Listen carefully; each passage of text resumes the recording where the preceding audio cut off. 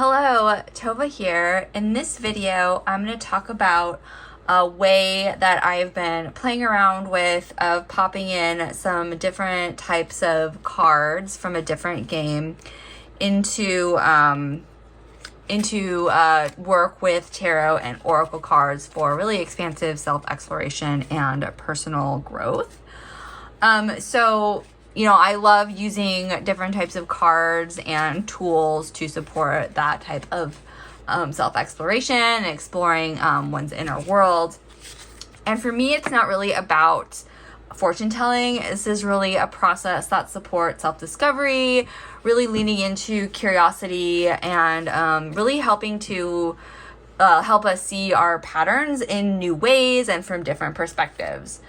So today I'm going to be using three main types of cards. So I'm going to be using oracle cards first, and similar to my Lorcana process, this card kind of sets the overall container or theme for what I'm going to be exploring. And then I'm going to use tarot cards, which the function of tarot cards here is to explore archetypal patterns or inner stories, kind of thinking about recurring tendencies or habits or inner dynamics that maybe we don't typically notice. So getting a little bit sharper. And then today I'm going to be using cards from a game called Unstable Unicorn. So I've never actually played Unstable Unicorns. I literally just bought the game and took out the cards and hung out with them for a bit. So I don't know any of the mechanics for this game. And I really want to keep this video and this process that I'm introducing very, very basic. So that's going to change a little bit of how I'm using the cards. So first of all, these are what are called magic cards in the game. And I think they're super cool. And they absolutely do have a function in this type of self-exploration process. But to keep things really simple, I'm just going to set these magic ones aside for right now. And the only types of cards that I'm going to use are the actual unicorn cards. And there are kind of some different ones, different unicorns within the same category. These are all baby unicorns, but they look a little bit different. And the way that the unicorn cards are going to function in this process is that they are really going to be acting as modifiers for the tarot and oracle card that gets pulled, clarifiers, inner voices, maybe thinking about a really specific trait or a habit or a resource or a block. And some of them even come with actions. So I'm going to talk a little bit about how we can think about working with these, because there's a couple of different ways. One is just the title, so baby unicorn versus something like a rainbow unicorn that might evoke something. Just the image itself of the unicorn, the images, the unicorns look differently. So just kind of working with those.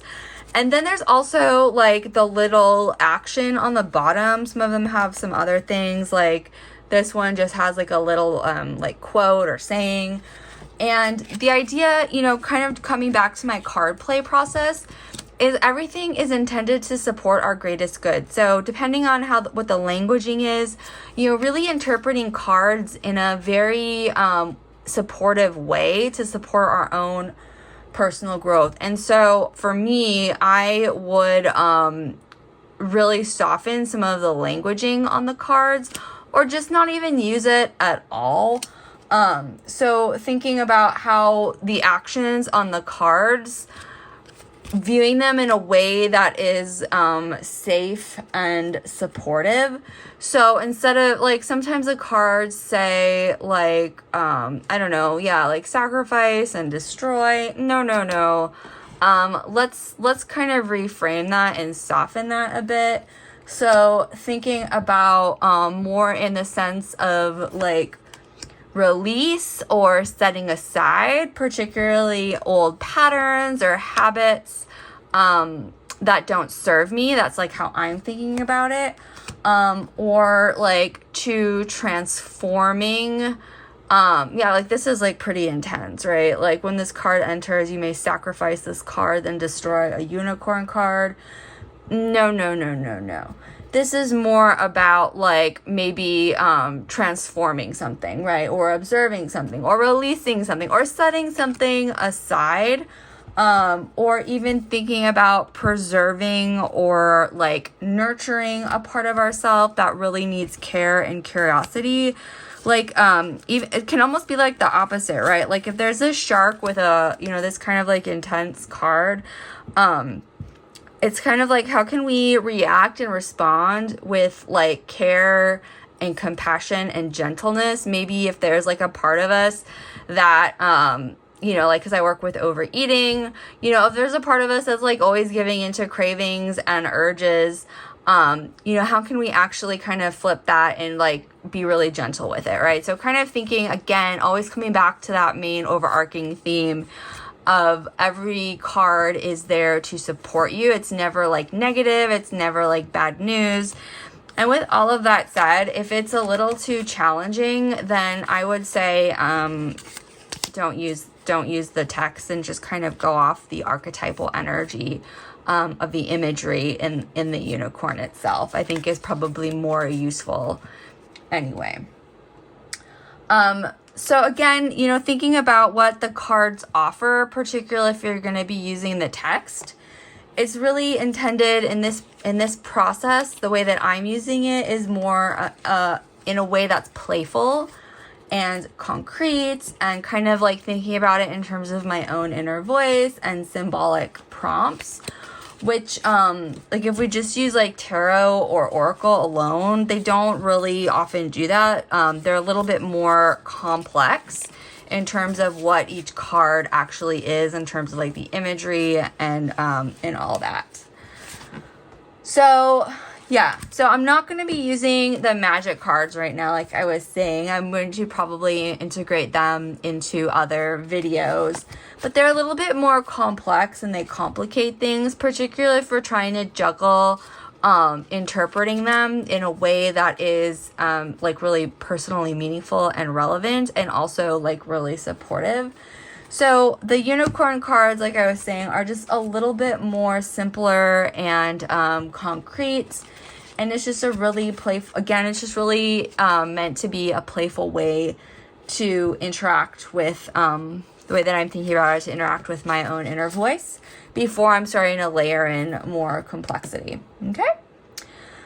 So with that said, let's get started. So let me just, so I'm going to demonstrate now what this actually kind of like looks like. And like I like to draw an oracle card to kind of set my container or my theme. And this is so funny. This is literally the one that I just pulled in my previous video working with the Lorcana landscapes. So when I'm pulling the oracle card kind of to set the tone, and I'm not doing this with any specific like spread or questions or anything. This is just kind of like a general like flow of how it could go, and certainly could choose multiple cards, but I'm just going to try to keep it pretty streamlined. So if I'm just pulling an oracle card like randomly, I might want to think about, you know, what area of my life or what inner energy does this illuminate for me? Does this bring up for me? And again, like if you're not super familiar with my process, I really like to kind of just tune into what the card evokes in me, not so much like what the actual like guidebook says. You know, so I might be thinking about the imagery, any aspect of it really, or even particularly for an oracle card, the words in this case on it. And so then now I'm going to pull a tarot card.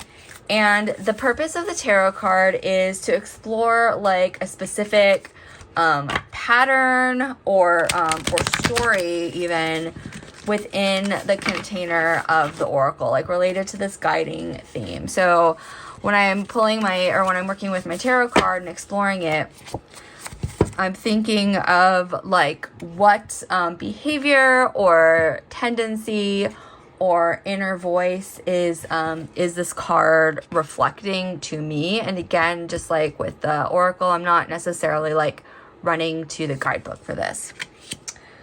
And then now I'm going to choose a couple of my unicorn cards, and I'm going to think about these as, like I said, modifiers or clarifiers that are kind of giving, you know, very specific inner voices, traits, blocks, maybe even resources and symbolic actions that's kind of like related to both of these, really. So, let's see. I will pull a couple of these.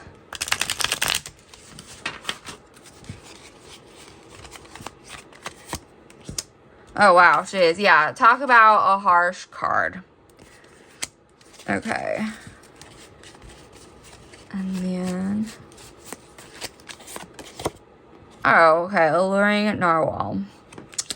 Okay. So, to me, this is kind of like this really stubborn part of myself. If I was going to be working, right? Like this kind of part of myself that just like really doesn't want to like give up in a way, in a kind of way that's like super annoying. And it says, when this card enters your stable, you may destroy an upgrade card or sacrifice a downgrade card. So I'm actually, you know, I just kind of like my eye caught on upgrade card, and I really kind of want to think about that in the sense of kind of like in the sense of evolving this pattern or this type of character.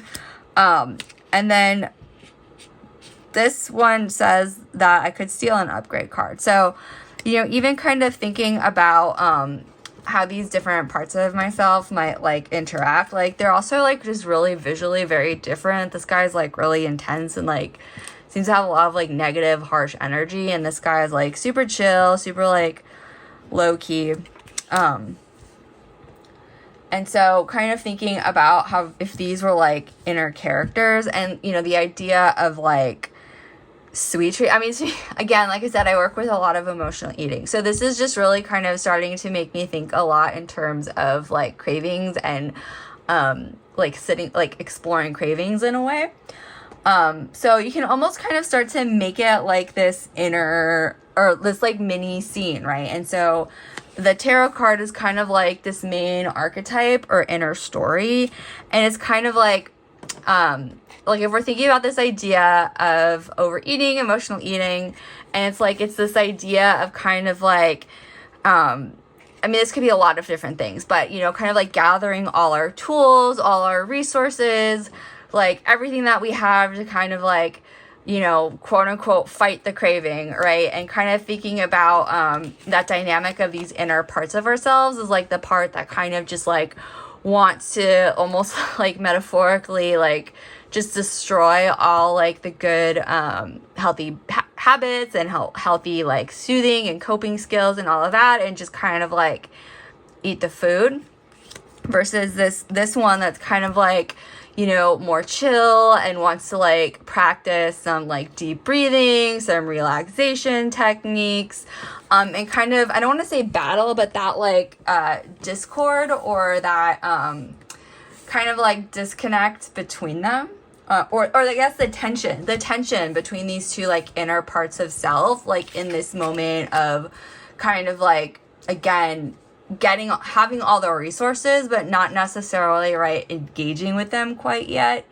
So just thinking about, you know, patterns or behaviors that you might be noticing or that I might be noticing, you know, because I'm talking more about this, like this is like the way that I go about doing something like this, and maybe like inner voices that I might want to try this week, right? So I mean, just looking at these, this feels like a voice that I'd more like to lean into, and even thinking if there's like a really small like concrete experiment that I could try.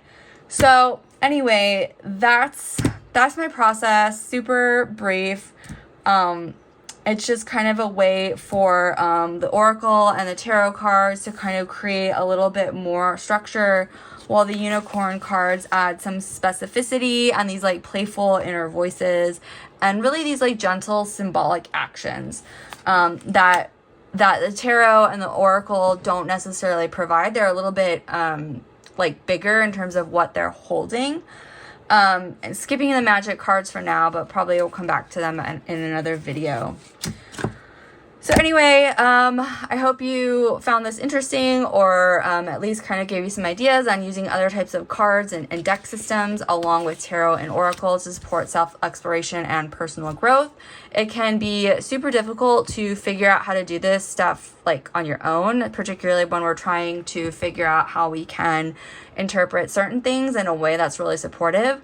So if this is something that is of interest to you, if you want me to work with you to kind of help you explore these things in a more personal way, that is what I do. So go ahead and reach out to me. But in any case, even if that's not your jam, please go ahead and like my video and subscribe to my channel, and I will see you next time.